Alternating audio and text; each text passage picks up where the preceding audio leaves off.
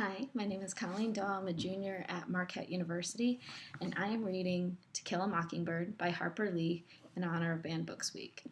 The chapter I picked was Scout finds out about the case that Atticus, her father, is representing in court. So here we go. Chapter 9. You can just take that bat, boy. This order, given to me by Cecil Jacobs, was the beginning of a rather thin time for Jem and me.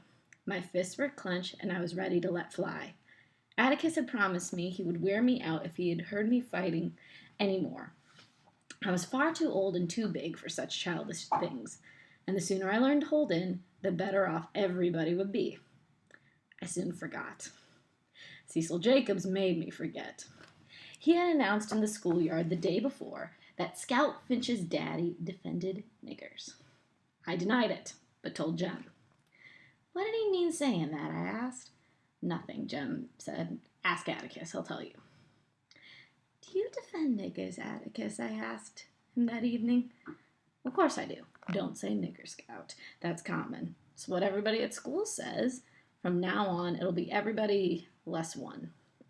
Well, if you don't want me to grow up talking that way, why do you send me to school? My father looked at me mildly, amusement in his eyes.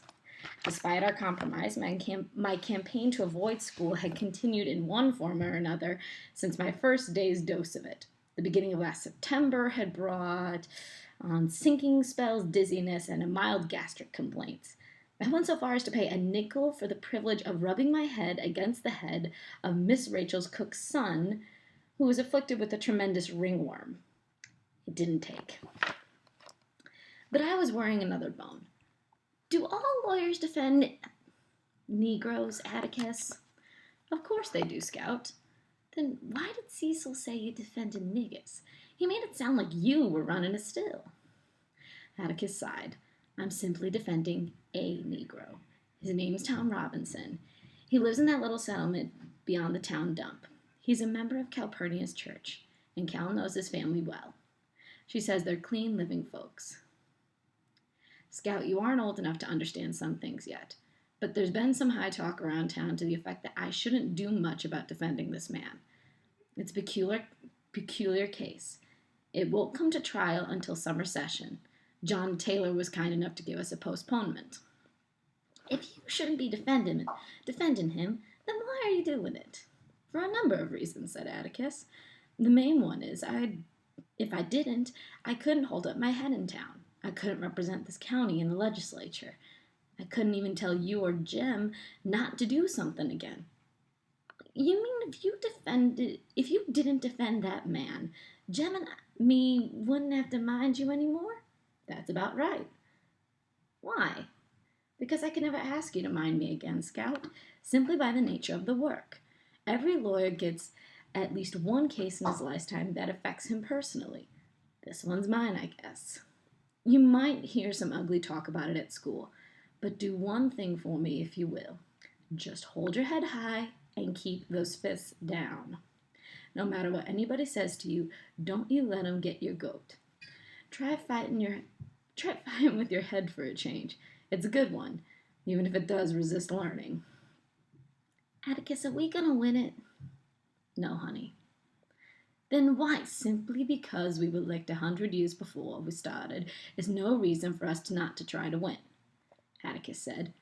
You sound like Cousin Ike Finch, I said. Cousin Ike Finch was Macomb County's sole surviving Confederate veteran.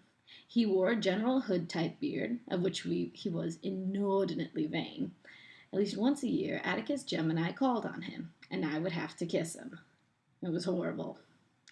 Jem and I would listen respectfully to Atticus and Cousin Ike rehash the war. Tell you, Atticus, Cousin Ike would say, the Mississippi Compromise was what licked us. But if I had to go through it again, I'd walk every step of the way. They're in every step back, just like I did before. And furthermore, we'd whip them this time. Now in 1864, when Stonewall Jackson came around by it, I beg your pardon, young folks, old Blue Light was in heaven then, God rest his saintly brow. Come here, Scout, said Atticus. I crawled into his lap and tucked my head under his chin. He put his arms around me and rocked me gently. It's different this time, he said. This time we aren't fighting the Yankees. or fighting our friends.